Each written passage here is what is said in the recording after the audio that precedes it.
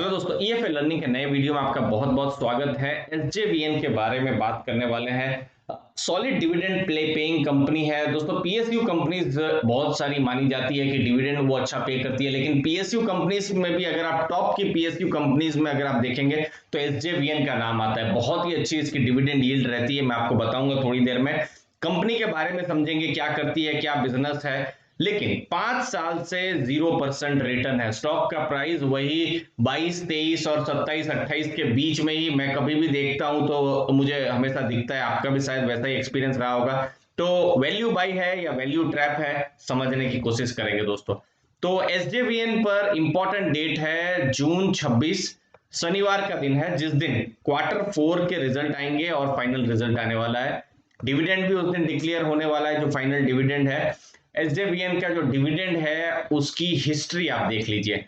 देखिए, ₹1.80 का इस साल का तो डिविडेंड ऑलरेडी पे हो चुका है। तो अभी जो भी डिविडेंड आएगा वो ₹1.80 से कुछ बढ़कर आएगा। हम पिछले साल की बात करते हैं। देखिए, दो डिविडेंड आए थे, ₹1.70 और 50 पैसे का, मतलब ₹2.20 का। अब आपने किस भाव में कभी भी लिया हो, समझ लीजिए ₹25 के भाव में लिया है तो आपके पास लगभग 9% की यील्ड बन रही है। ₹22 में आपने लिया है तो 10% की यील्ड बन रही है। और समझ लीजिए आपने अभी ₹28 उसके आसपास अभी चल रहा है तो यील्ड थोड़ी सी कम हो जाएगी, 7.5-8% की हो जाएगी। अब देखिए 2019 में भी आप देखिए, आप 65 पैसा और ₹1.50 का डिविडेंड था। तो ₹2.15 का डिविडेंड, मतलब डिविडेंड उतना ही दे रही है, कॉन्सिस्टेंट ही डिविडेंड जा रहा है। अभी यहाँ पर फिर 2018 में देखते हैं, 20 पैसा और ₹1.90, ₹2.10। तो बिल्कुल डिविडेंड यील्ड इसकी अच्छी है, लेकिन ग्रोथ नहीं होता है, वही है इन्वेस्टर्स को। लेकिन इन्वेस्टर्स को कम रिस्क लेके ऑलमोस्ट 9 से 10%, अगर मैं स्टॉक का भाव 22 से 25 का पकड़ूं तो उतना मिल जा रहा है। अभी तो ₹1.80 का डिविडेंड है, तो जैसा पास्ट में इन्होंने डिविडेंड दिया है तो इसी रेंज में ही रहेगा। मुझे लगता है कि 30-40 पैसे से 60-70 पैसे के रेंज में ही रहेगा। अगर ज्यादा बढ़ गया तो फिर तो बिल्कुल बहुत ही अच्छी डिविडेंड यील्ड हो जाएगी। बट अभी रियलिस्टिक आप वही देखिए, इन्होंने 50 पैसे का, 65 पैसे का, 20 पैसे का डिविडेंड दिया हुआ है, तो वैसा ही उसी के रेंज में ही डिविडेंड जो है रहने की उम्मीद है दोस्तों। अब एसजेवीएन क्या करती है, जो हाइड्रो पावर प्लांट्स है वो मेन ये इसका बिजनेस है, वो चलाती है। जो बिजली बनती है वो कहाँ से बनती है, वो नदियों से बनती है, वो जो हाइड्रो इलेक्ट्रिक पावर है उससे बनती है।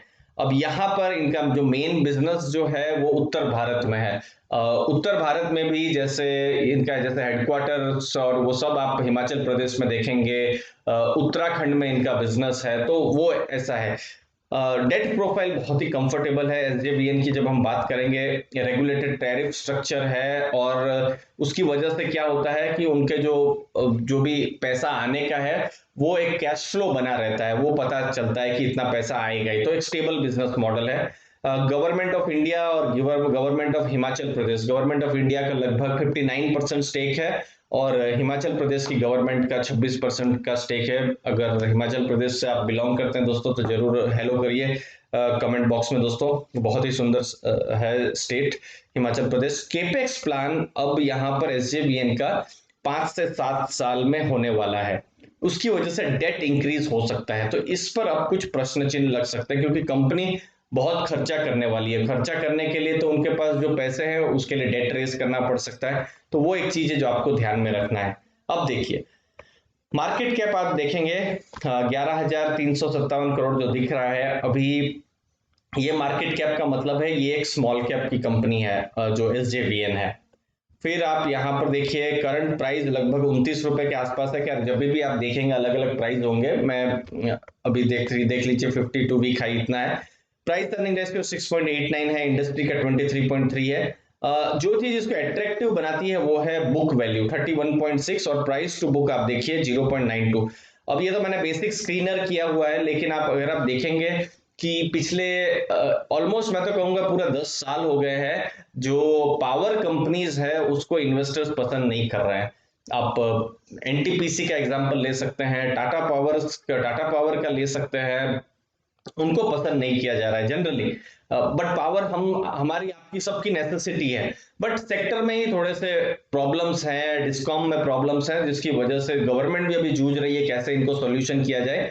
लेकिन डिविडेंड देते रहता है क्योंकि प्रॉफिट मेकिंग कंपनीज है, लेकिन इन्वेस्टर्स के बहुत सारे कंसर्न्स हैं। कभी ईएसजी कंसर्न्स हो जाता है, प्रॉफिटेबिलिटी को लेकर कंसर्न हो जाता है, तो वो सब चीजें हैं। बाकी आरओसी आरओई मजबूत है, डेट टू इक्विटी 0.15% है, earning before interest tax positive है, मतलब सब कुछ खराब नहीं है। लेकिन बात क्या है, यहाँ पर अगर आपको बढ़ाना है जो स्टॉक का प्राइस, तो बिजनेस भी बढ़ना चाहिए। तो 5 साल का आप यहाँ सेल्स ग्रोथ देखिए 0.86%। आऊंगा इसमें, मैं थोड़ी देर में आने वाला हूँ। प्रॉफिट ग्रोथ वही का वही है, इसीलिए आप देखते हैं स्टॉक प्राइस भी वही का वही है, और डिविडेंड भी लगभग मिल जाता है 8-9% के आसपास, तो उतना उधर का उधर ही है दोस्तों। अब ये देखिए, 5 साल में सेल्स ग्रोथ ना के बराबर है, 3 साल में सेल्स ग्रोथ हुआ ही नहीं है, और इस साल का भी अगर आप देखेंगे 12 महीने का, तो भी नहीं है। प्रॉफिट ग्रोथ उधर का उधर ही है, 5 साल 3 साल, और ये 4% माइनस है। तो फिर बात वही है, अगर आपका जो कंपनी है जो प्रॉफिट नहीं कर रही है, सेल्स नहीं कर रही है, जो बेसिक चीजें हैं, तो फिर कैसे स्टॉक प्राइस भी बढ़ेगा। इसलिए स्टॉक प्राइस भी आप देखिए उधर का उधर ही है। आप ये जो 25% दिख रहा है, ये तो इसीलिए क्योंकि वो पिछले साल मार्केट जब अप्रैल मई में गिरी हुई थी, तो उसकी वजह से बढ़ा है, पूरी दुनिया के स्टॉक बढ़े हैं, ऐसा नहीं है कि खाली यही बढ़ा है। बट वही बात है, इसलिए मैंने ऊपर लिखा है वैल्यू बाई है या वैल्यू ट्रैप है, और मुझे बहुत हद तक लगता है कहीं ना कहीं ये वैल्यू ट्रैप है। ऐसा नहीं है कि जो भी डिविडेंड के वीडियो में बनाता हूं तो मैं मेरा मतलब यही ऑब्जेक्टिव रहता है कि कोई भी डिविडेंड पेइंग कंपनी हो आप उसको खरीद लीजिए, नहीं, वो अप्रोच बहुत ही गलत रहती है। डिविडेंड दिया जाता है, लेकिन अगर कंपनी ग्रो नहीं कर रही है तो भविष्य में डिविडेंड भी ग्रो नहीं करेंगे। और एट द एंड आपको भी एक स्टॉक प्राइस चाहिए कि एटलीस्ट स्टॉक प्राइस भी तो थोड़ा ऊपर जाना चाहिए। 10 साल के बाद आप वही स्टॉक को 25 के 25 ही देखते रहे और 7-8% का डिविडेंड मिलता रहे, तो फिर इन्वेस्टर का कोई अच्छा एक्सपीरियंस नहीं होता है। तो वो एक चीज है जो इन्वेस्टर्स को ध्यान में रखनी है। प्रॉफिट के डेटा आपको दिखाता हूं, जो 9 महीने का जो प्रॉफिट था वो आप देख सकते हैं 1028 करोड़ का था, जो कि पिछले साल जो 9 महीने थे, अप्रैल से दिसंबर की बात कर रहा हूँ, वो 9 महीने 1262 करोड़ का प्रॉफिट था। आप यहाँ पर Q3 FY21 का प्रॉफिट अगर आप देखेंगे, मतलब इस साल का, तो 197 करोड़ का, मतलब अक्टूबर से लेकर दिसंबर तक का 197 करोड़। और वही अक्टूबर से लेकर दिसंबर 2019 में 216 करोड़ का प्रॉफिट था। तो प्रॉफिट थोड़ा सा गिरा है, और बहुत हद तक जो कोविड था और लॉकडाउन थे उसका बहुत बड़ा कारण है। इनकम का डेटा आप देख सकते हैं, 3103 करोड़ की इनकम हुई थी फाइनेंशियल ईयर 20, मतलब पिछले साल, मतलब 2019-20 में। आप फिर देख सकते हैं इनकम यहाँ पर 9 महीनों में 2400 करोड़ की हुई है, और यही जो 9 महीने यहाँ अभी जो अप्रैल से दिसंबर 2020 में 2137 करोड़ की हुई। तो इनकम आप देख सकते हैं गिरी है 2400 करोड़ से 2137 करोड़। तो इनकम यहाँ पर गिरता हुआ नजर आ रहा है। बाकी आप इनकम अगर आप देखें Q4 फाइनेंशियल ईयर 21 में भी ये रहेगा, Q3 रहेगा एक्चुअली, अक्टूबर से दिसंबर तक का है, तो 533 करोड़ रहेगा और 551। तो इनकम लगभग स्टेबल है, प्रॉफिट थोड़े से गिरे हुए हैं। बट मेन एक चीज समझा भी जा सकता है कि एक क्वार्टर या एक साल में बिजनेस खराब हुआ है और कोविड का रीजन था, जेन्युइन रीजन था। लेकिन पिछले 5 साल का क्या जस्टिफिकेशन हम आप दे सकते हैं? कोई जस्टिफिकेशन तो नहीं दे सकते, बिजनेस कहीं बढ़ नहीं रहा है। और दूसरी चीज है hydro power as a theme, जो इलेक्ट्रिसिटी बनाने पर बहुत सारे व्यूज हो सकते हैं, बट मैं डेटा के साथ बात करता हूं, इसमें अभी भी बहुत देरी है।